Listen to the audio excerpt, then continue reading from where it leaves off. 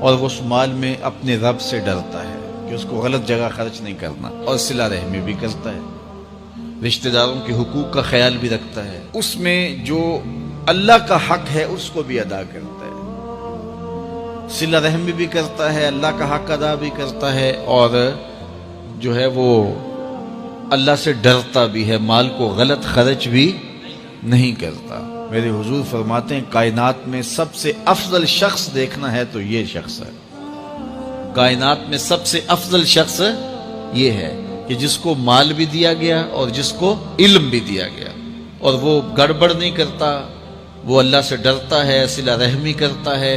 اور مال کا حق ادا کرتا ہے، تو یہ سب سے افضل شخص ہے۔ دوسرا وہ شخص جس کے پاس علم تو ہے لیکن مال اس کے پاس نہیں ہے، اور وہ نیت کا بڑا سچا ہے، سچے دل سے کہتا ہے اگر میرے پاس مال ہوتا تو میں فلاں کی طرح عمل کرتا، وہ فلاں کے پاس مال ہے، اس نے مسجد بنوائی ہے میں بھی بنواتا، اس نے دارالعلوم تعمیر کیا ہے میں بھی کرتا، اس نے ہاسپٹل بنوایا ہے میں بھی کرتا، اس نے مخفی انداز سے غریب بچیوں کی شادیاں کی ہیں یہ کام میں بھی کرتا، اس نے دکھیوں کے کام آیا ہے، مصیبت زدوں کے کام آیا ہے میں بھی آتا۔ تو وہ کہتا ہے کاش کہ میرے پاس، اور یہ سچے دل سے کہہ رہا ہے، یہ نہیں کہ ہوتا تو پھر یہ اوپر اس میں کہہ رہا ہے ہو تو پھر تیور ہی بدل جاتے ہیں۔ صادق کو نیت ہوتا ہے کہ اگر واقعی اس کو وہ نصیب ہو جائے تو وہ وہی کھڑا نظر آئے،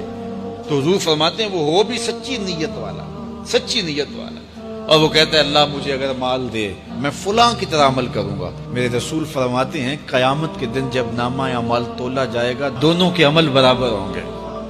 اس نے خرچ کیا اور اس نے صرف نیت کی تو دونوں برابر کھڑے ہوں گے۔ اس نے مسجد بنائی، دارالعلوم بنایا، اس نے بنایا کچھ نہیں تھا، نیت کی تھا، دیکھو نا علم تھا، علم کی وجہ سے نمبر لے گیا۔ کہتا مالک میرے پاس ہوتا میں یوں کرتا، کیا کچھ نہیں، نہ ہوا نہ کیا، لیکن قیامت کے دن جب نامہ اعمال تونے کے برابر کھڑے ہوں گے۔ اچھا، تیسرا شخص جس کو اللہ نے مال دیا ہے لیکن علم نہیں دیا، مال کی فراوانی ہے لیکن علم نہیں ہے، شعور نہیں ہے، جہالت کی وجہ سے وہ مال میں گڑبڑ کرتا ہے اور اپنے رب سے بھی نہیں ڈرتا، ولا یصل رحمہ، اور صلہ رحمی بھی نہیں کرتا، اور اس کے اندر اللہ کا جو حق تھا وہ بھی ادا نہیں کرتا۔ میرے رسول فرماتے ہیں کائنات میں سب سے زیادہ خبیث بندہ دیکھنا ہے تو یہ کھڑا ہے، سب سے زیادہ منزل کے اعتبار سے خبیث ترین شخص یہ کھڑا ہے۔ چوتھا شخص کون سا ہے؟ جس کے پاس علم بھی نہیں ہے، جس کے پاس مال بھی نہیں ہے، اور وہ کہتا ہے کہ اگر میرے پاس مال ہوتا تو میں بھی فلاں کی طرح عیش کرتا، میں بھی یوں موج میلہ کرتا، مستیاں کرتا، شرابوں کے جام لڑاتا، یوں ناچ گانا کی محفلیں، رقص و سرود کی مجالس منعقد کرتا، میں بھی پھر من کی خوشیاں پوری کرتا۔ تو وہ جہالت کی وجہ سے وہ کہتا ہے کہ اگر میرے پاس مال ہوتا تو میں بھی اس کی طرح عیش و عشرت کرتا۔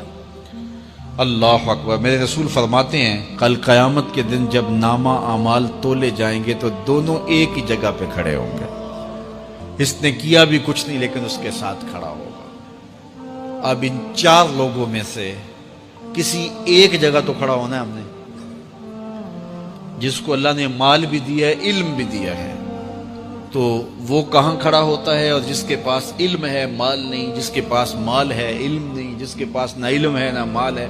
تو ہم میں سے ہر شخص کسی ایک پوزیشن میں تو ہے۔ اب ہم اپنے آپ کو کھڑا کریں اور ساری زندگی پھر وہاں کھڑا رکھیں، خیر کی راہ پہ کھڑا کریں کہ مالک شعور بھی دے، اپنے راستے کے اندر خرچ کرنے کی توفیق بھی دے، مال بھی دے۔